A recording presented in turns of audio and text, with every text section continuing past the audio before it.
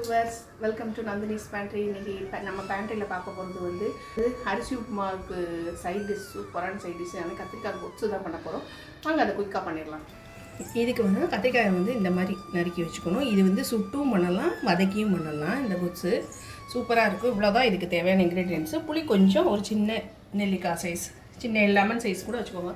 உங்களுக்கு எவ்வளோ தேவையோ அதுக்கு தகுந்த மாதிரி நீங்கள் அதை நான் வெந்நீரில் ஊற போட்டு வச்சுருக்கேன். நான் பெருங்காயம், அவ்வளோதான். இதுக்கு தேவையானது குயிக்காக பண்ணிடலாம். சைட் டிஷ்ஷும் அரிசி உப்புமா எப்படி குயிக்காக பண்ணுறோமோ அந்த மாதிரி இதையும் பண்ணிடலாம். இப்போ ஸ்டவ் ஆன் பண்ணியாச்சு.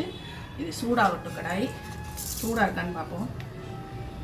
சூடாக இருக்குது. இப்போ இதை தாளிக்கிறதுக்கு இந்த கத்திரிக்காயை வதக்கிறதுக்கு தேவையான ஒரு டேபிள் ஸ்பூன் அளவு எண்ணெய் விட்டுக்கணும். ஒரு டேபிள் ஸ்பூன் அளவு எண்ணெய் விட்டுக்கணும். எண்ணெய் காயட்டும்.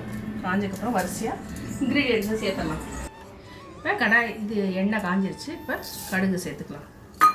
இதுக்கு வந்து உளுத்தம்பருப்பு சேர்க்கறது போல் நம்ம வெந்தயம் என்ன சேர்க்கணும். இந்த கொத்துக்கு சூப்பராக இருக்கும். கொஞ்சம் கடலைப்பருப்பு,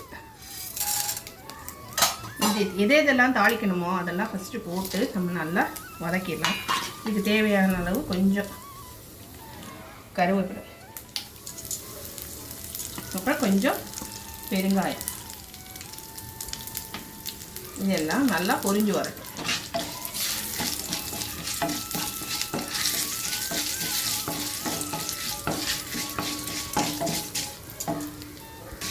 கடுகு நல்லா வெடித்து கடலைப்பருப்பு வறுபட்டு, மிளகா வத்தல், வெந்தயம்லாம் நல்லா வறுபட்டு வந்ததுக்கப்புறம் நம்ம கத்திரிக்காயை சேர்த்துக்கலாம்.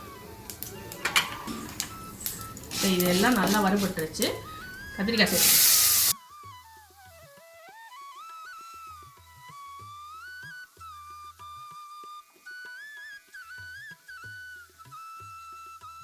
அப்புறம் மஞ்சள் பொடி சேர்த்துக்கலாம்.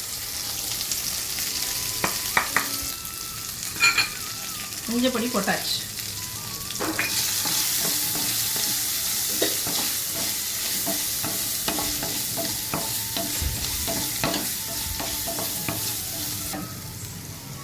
அந்த கிண்ணத்தை எதுக்கு திருப்பி காமிச்சேன்னா, மஞ்சள் பொடி போட்டால் தான் நீங்கள் காமிக்கல கிண்ணத்தை. இந்த கரண்டியை வச்சு நீங்கள் மறைச்சிட்டீங்கன்னு திட்டுனா, அதனால தான் திருப்பி நான் அந்த கிண்ணத்தை இப்படி காமிச்சேன். குட்டை கிண்ணம் அது க்யூட்டாக இருக்குன்னு சொல்லிட்டு அதை காட்டணும். இந்த கரண்டி மறைச்சிச்சு. அந்த கரண்டி தான் எல்லா இதுவும் கோட்டிங் போகாதபடிக்கு நல்லபடியாக பாதுகாக்குது நம்மளை. அதாவது ஃபுட்டில் வந்து அந்த மாதிரி இது கலக்காமல் இருக்கிறதுக்கு சொல்கிறேன். மரக்கரண்டி யூஸ் பண்ணுறதுக்கு ரீசன் இது வந்து நான்ஸ்டிக் கிடையாது. என்கிட்ட நான்ஸ்டிக் இதே கிடையாது. இருந்தாலுமே இது கிரானைட் இது. ஆனால் இந்த இதில் வந்து நம்ம ஸ்க்ராட்ச் எதுவும் ஆகிடக்கூடாதுன்றதுக்காக நான் மரக்கண்டி தான் எப்போவுமே யூஸ் பண்ணுவேன். எல்லா இதுலேயுமே ஸ்டெயின்லெஸ் ஸ்டீலில் கூட எனக்கு அதை கரண்டி அந்த சில்வர் ஸ்பேச்சுலா யூஸ் பண்ணோம்னா ரொம்ப இதாகிடும்னு சொல்லிட்டு ஸ்க்ராட்ச் விழுந்துடும் அப்படின்ட்டு நான் அதை யூஸ் பண்ண மாட்டேன். நான்ஸ்டிக் வந்து நானும் வச்சுருந்தேன். அதுக்கப்புறம் சரி அது வந்து முடிஞ்ச அளவுக்கு நம்ம சில்வர் இதாக நல்லா சேர்த்துட்டு நான்ஸ்டிக் அவாய்ட் பண்ணுவோம்னு சொல்லிட்டு அவாய்ட் பண்ணிவிட்டேன். நான் இப்போ சுத்தமாக நான்ஸ்டிக் எதுவுமே யூஸ் பண்ணுறது கிடையாது.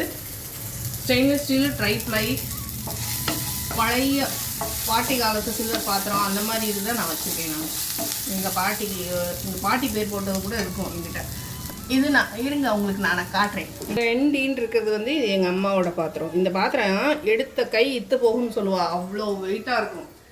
ட்ரைப்ளைலாம் வருதுல்ல, அந்த மாதிரி ஒரு ஷைனிங் இருக்குது. அந்த காலத்து பாத்திரம். 60 வருஷத்து பாத்திரம் இது. ஏஎம்னு போட்டுருப்பாங்க. அனந்த நாராயணன் முத்து மீனாட்சி, அதாவது எங்கள் தாத்தா அப்பாவுடைய அம்மா அப்பா அவளோட இது அவா யூஸ் பண்ண பாத்திரம். இது எப்படி இருக்கு பாருங்க. புதுசு மாதிரி அழகாக இருக்குது. அதாவது அந்த சில்வருடைய குவாலிட்டி, கனம் எவ்வளோ கனம். தண்ணி இதில் வச்சுருக்க மாதிரி இருக்குது கனம். இந்த கப்பு, இந்த மாதிரி கப்பு இப்போ கிடைக்குமா என்னன்னு தெரியல. இதில் பாருங்கள் என்பின்னு போட்டுக்கு பாருங்க. இது எங்கள் அம்மாவோடைய அம்மா நாராயணசாமி பர்வதம்.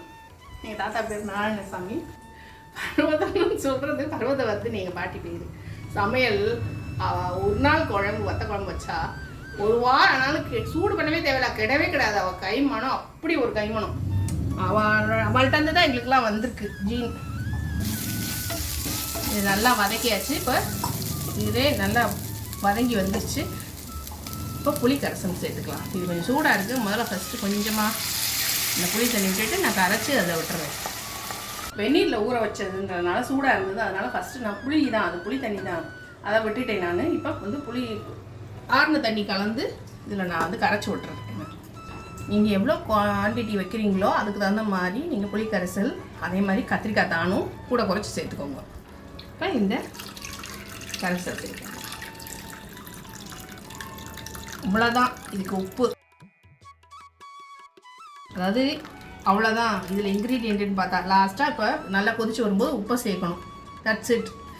அரிசி உப்புமாவுக்கு சூப்பரான சைட் டிஷ். தலைகீழ டபுக் டபுக் டபுக் டபுன்னு சாப்பிட்ருவோம். நம்ம ஃபஸ்ட் கிளாஸாக இருக்கும், அட்டகாசமாக இருக்கும். கண்டிப்பாக ட்ரை பண்ணி பாருங்க. இப்போ இதுக்கு தேவையான அளவு உப்பு சேர்த்துக்கலாம்.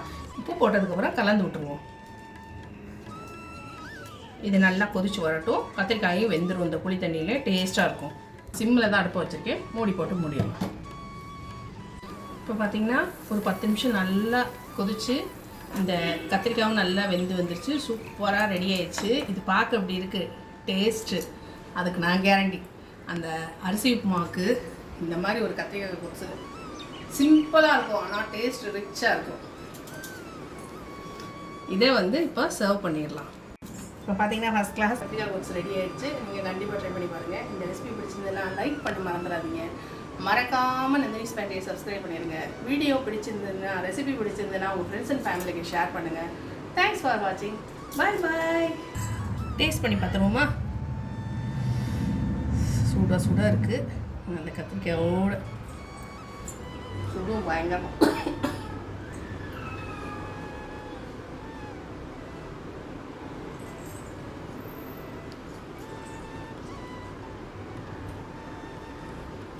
இதில் வந்து இந்த மிளகாவத்தல் காரம் தான், வேறு எந்த காரமும் இல்லை.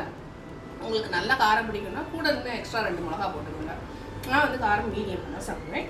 ஒரு 3 மிளகா போட்டிருக்கேன் நான். இந்த இதுக்கு அளவாக ஒரு 3 மிளகா போட்டிருக்கேன் நான். நீங்கள் வந்து உரப்பு நல்லா சாப்பிடுவீங்க காரம் சாப்பிட்ணுன்னா, அப்போ வந்து ஒரு கூட 4-5 மிளகா சேர்த்துக்கோங்க. அப்போ இன்னும் நல்லா காரமாக இருக்கும். இது கரெக்டாக இருக்கும்.